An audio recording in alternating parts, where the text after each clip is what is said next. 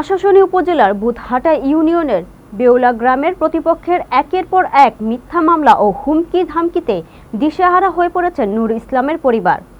আশাশুনির সাতক্ষীরা প্রতিনিধি এমএচ টুটুলের পাঠানো তথ্যচিত্রে থাকছে বিস্তারিত।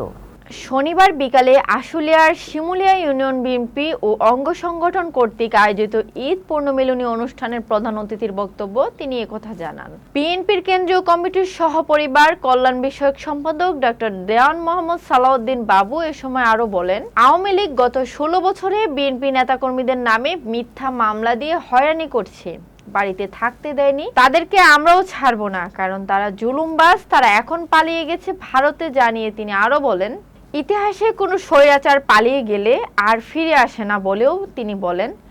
এ সময় উপস্থিত ছিলেন সাপার উপজেলা পরিষদের সাবেক ভাইস চেয়ারম্যান দেওয়ান মঈন উদ্দিন বিপ্লব, ঢাকা জেলা যুবদলের সাবেক যুগ্ম সাধারণ সম্পাদক জাহাঙ্গীর মণ্ডল, শিমুলিয়া ইউনিয়ন বিএনপির সভাপতি আব্দুল্লাহ আল মামুন, সাধারণ সম্পাদক মোবারক হোসেন সহ আরো অনেকে।